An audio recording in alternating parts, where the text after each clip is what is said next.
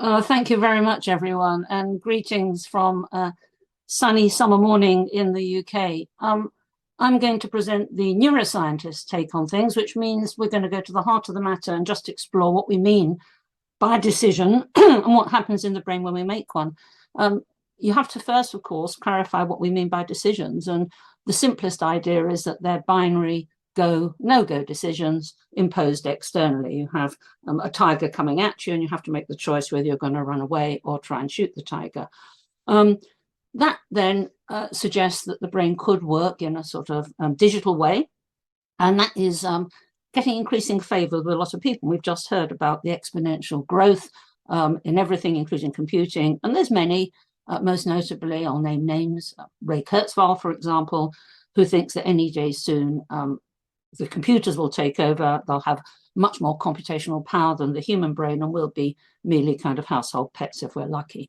My own view is that that is a rather simplistic idea of how the brain works, because the brain does not work digitally, nor indeed does it have agency, and it interfaces with neurochemicals in the whole of the body. You may be familiar with Alan Turing from the last century, who devised the Turing test, where he said that anyone given impartial access to a computer or a person and allowed to ask any question they like, if they couldn't distinguish from the responses between the computer and the person, then one could assume the computer was conscious. As yet, no computer has passed the Turing test, although, and I'm sure you might know people like this as well, there are those that have failed it, who've been deemed to be a computer. So we have to think, therefore, what we actually mean when we talk about intelligence and computers taking over the world. And my own fear is not so much from AI, but from the people that program the AI. I don't think AI or computers any day soon want to take over the world. Why should they? They don't have agency. They don't have emotions.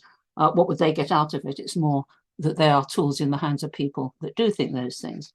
Moreover, given we know there is this interaction between the social environment, the endocrine environment, the immune system, and the central nervous system, we need to think of issues such as intuition and common sense. As the great mathematician Roger Penrose pointed out, there's no algorithms for intuition or common sense. It's been highlighted in the past by great thinkers such as Antonio Damasio, who coined the phrase somatic marker for meaning peripherally produced neurochemicals that are released under certain emotional situations that you're not necessarily conscious of, that then feed back and influence your memories, such that when you make a decision, there are these subconscious somatic markers at work. And that's the scientific basis of something that actually is a very robust phenomena, which is intuition. So we then, I think, need to step back a little bit and think about the human brain as something much more than a rather poor computer. What has often been thought about is what we mean by intelligence and going beyond computer intelligence. You may be familiar with the dichotomy of fluid versus crystalline intelligence, where fluid intelligence is of the type you might expect a computer to have, which is the go, no-go, the digital, where you program something, it gives the appropriate response to an input. But we know human beings don't work like that. As Einstein said, that experience is the root of real understanding. And that comes when you see one thing in terms of another, and that can only come as you build up an increasing frame of reference throughout your life. I just want to show you briefly a slide, and I've been told not to show too many slides, so I've tried to censor them as much as I can, but if I'm allowed to, I'd like to just quickly show you this slide, and I hope everyone can see these. So this is the, okay, so this is the notion of the fluid intelligence versus the crystalline intelligence, which actually is much more appropriate for the human brain, because when you're born, this is the blobby bits of brain cells and the stringy bits of the connections between them. You can see that very rapidly, thanks to the plasticity of the human brain, it is the connections that determine the growth of the brain postnatally. So even if you're a clone, an identical twin, you're going to have a unique configuration of connections, which in turn will determine how you see the world. It will take over from direct sensory input to more a personalized take on the world, such that if you think about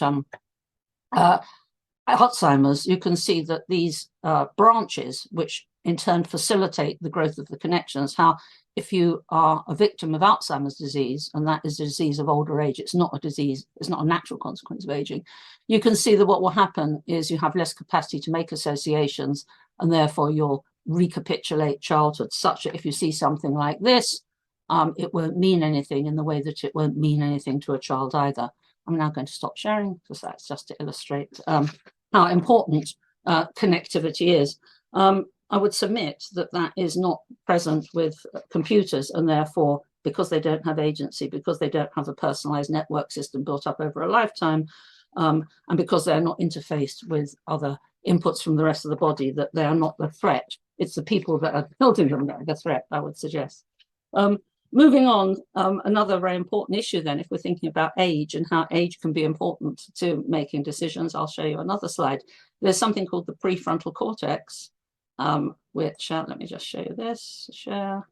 Okay, so the prefrontal cortex is the signature, if you like, of the human brain. So just show this. Okay, so you can see that in evolution, it's very much the signature of the human brain. And as often happens in biology, ontogeny, that's to say individual development, reflects phylogeny, that's to say evolution. And this only comes on in late teenage years, early 20s. And why it's interesting, not only is it something that is the hallmark of the adult brain, but a chemical called dopamine, that I'm sure you've all heard of, will inhibit it. Now, dopamine has been associated with being very excited, with drugs of addiction, and therefore with reward and pleasure.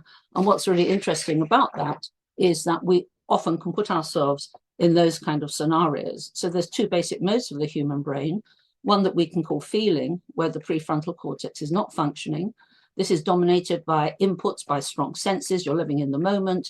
External stimuli are dominant. The world has little meaning. Think of the wedding ring as a small child. You have a reduced sense of self. Think of a small child. It's not developed. You have no time or space reference. And compare that with when the prefrontal cortex is activated in the adult, where we have a cognitive take on the world. You now have a past, a present, and a future because you've got all those connections. Internal stimuli are dominant. Think of the wedding ring. The world has a personalized meaning. You have a strong sense of identity, of course, of who you are, because it's your individual life story. You know exactly how your life is mapped out in time-space episodes. And what's really interesting is that what characterizes the immature brain is it's the biggest surge of dopamine you'll ever had, and that declines.